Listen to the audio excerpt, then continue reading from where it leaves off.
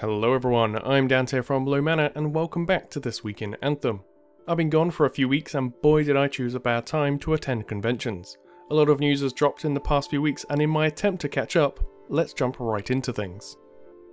Oh boy did TwitchCon and BlizzCon come at a bad time, but I'm back and deep in Anthem updates. As usual, I'll link everything I talk about in the description below so you can read for yourselves or just see the sources for any information I mention. So let's begin with a continuation from Alpha, which had been confirmed shortly before I flew off. BioWare have now completed their first round of closed alpha testing, having learnt a lot as you would hope from it, and with an all new blog post to recap what they learnt. Now I'm not just going to read this out to you, I'm sure most of you have already read it for yourself, so instead I'm going to touch on the highlights. The post was broken down into several segments, covering the combat, free play and missions, playing with friends, controls, loot and traversal. So in short, combat. Combat feels good, but actions and animations can and should feel smoother, such as reloading in different movement states. The other major factor is the user interface. Though they are happy with how it's laid out, some aspects can be made clearer, such as targeting and the use of ultimates for the storm. In relation to the difficulty scaling, unsurprisingly they found that players blew through lower level enemies much faster than expected. As such, they will be introducing more technical based enemies earlier on in free play mode, and the same for certain missions in the early stages of the game. They are revisiting another segment of the UI related specifically to friends and multiplayer in general. Alpha testers found that inviting friends into missions, both from the Forge and in active play, was clunky and somewhat difficult to navigate. In terms of how the Javelins control, both in and out of combat, they have spent an extensive amount of time testing their default layout and working with alpha testers to refine alternatives for other playstyles, including both controller layouts and the ability to completely rebind for mouse and keyboard for the PC. The final major feedback from alpha was the flight controls, one of the most unique features of Anthem. Overall, the response has been great, and it's working almost exactly how they intended it to. However, people want to be able to fly more, so they are looking into advancements and how much they want to improve flight times and movability, which will mostly be tied to the pilot skill tree, but they want to make flying skillful so you will never be able to fly forever. A few weeks ago, in addition to live streams and general info, we had another interview with Tarabay. He's the voice and mocap behind one of the key characters in the Anthem story, Haluk. Although we don't get much information in terms of Anthem lore, we do get some unique insights into who Haluk is as a person, outside of what he does and where he's from. The most important takeaway for me is Nick's insistence that there is more to Haluk, more than just being a mechanic, and more than just being a smiling face we've seen so far.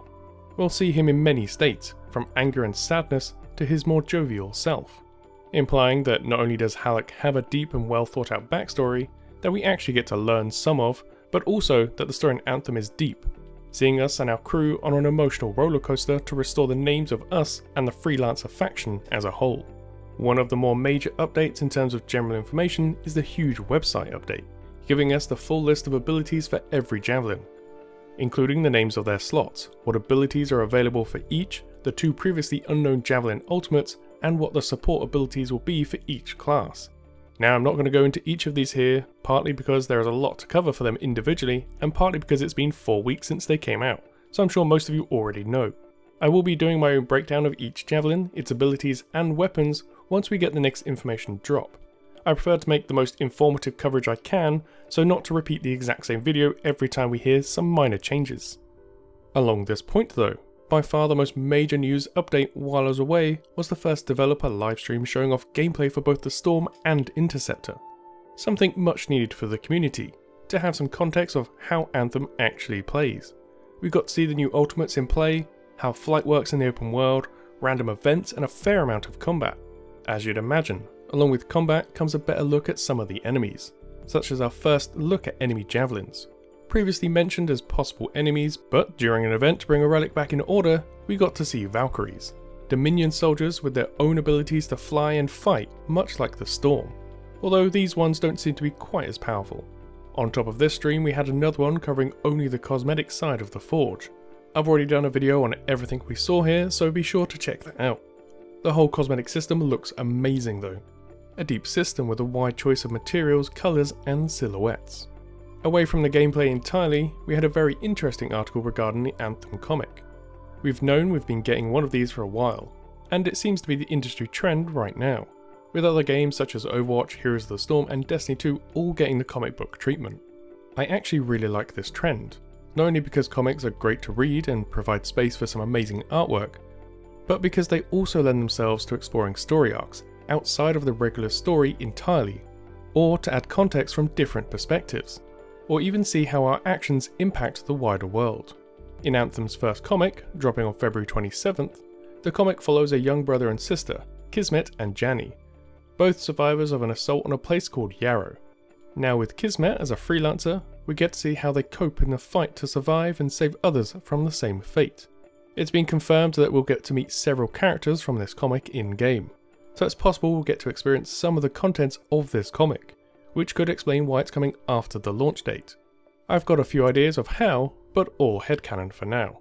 The artwork so far though, top notch, so I can't wait for this. The lore and depth it adds to the world, and even just to see the full series of artwork they come out with. Now for what previously made up the bulk of these episodes, the Anthem AMA, that seems to never end on Twitter. We've had a lot of major announcements, which has answered the majority, which is a good thing for all of us, and for me it means I only need to pick out the more notable tweets. The first of which is related to a random fake leak that appeared, falsely asserting that Anthem had been delayed with exactly zero evidence. Unfortunately, this was picked up and was even spread as possible, despite Anthem denying it. Mark Dara decided to shut down all rumours with this tweet, so no need to worry, Anthem will be releasing on the 22nd of February, or a little earlier for those on PC with EA Access. On a slightly more sour note, we have an update on the apartment feature for Anthem. This mechanic has been scrapped. Well, it was never actually started. Mark confirmed that they never began development on it before hitting alpha, as it mostly felt redundant. Hopefully that means we'll still have ways to customise our version of Fort Tarsis and the Strider, a bit like the Normandy in Mass Effect, where our actions result in changes to the city, who populates it and how the citizens treat us, as well as a way of displaying our achievements. Next up, more news on cosmetics. Well, kind of. Someone asked a very interesting question about whether or not materials can use a gradient for colours on top. In short, no you can't, but it's an interesting idea. Though Mark isn't sure their current engine would be able to handle the additional layering without performance hits. An interesting idea that could be developed on though. We already have the most in-depth customization system. If they can take this one step further with customizable decals and more layers with colours, then it really will be the peak for every other looter game to aim for. While we're on the topic of cosmetics, we've had some questions around what kind of materials are going to be included in the Forge. So far, pretty much everything you can imagine a mech being made from has a slot. One we won't be getting though is wood materials. Generally not something you'd imagine a flying Javelin suit to be made from, so I can understand why it's not included. Though I'm sure people could find a creative way to use it on a Javelin paint scheme. Perhaps some fancy wooden inlays for the more luxurious models. And finally, someone asked where we spawn in when we boot up the game. Mark confirms this will always be Fort Tarsis, even if previously you logged off from the Strider. He does make an additional clarification, that the one exception to this is when you first start Anthem. There is a tutorial, which begins outside of Tarsis, meaning we won't be wandering around Tarsis in the initial cutscene. We'll be out in the field in some way, fighting our way back to Fort Tarsis, where we can start rebuilding the Freelancer brand. For some reason, I get the suspicion that either we or Haluk are going to be responsible for at least a handful of the issues that the Freelancers face. How do you think Anthem will begin? Will we be with Haluk when he was injured? As always, I'd love to hear your thoughts and theories in the comment section below. If you want to check out anything I mentioned today, as always you can find them in the description below. If you enjoyed this episode then please leave a like, or a dislike if you prefer. You can subscribe to support the channel and hit the little bell for notifications. But until next time, I've been Dante, thanks for watching.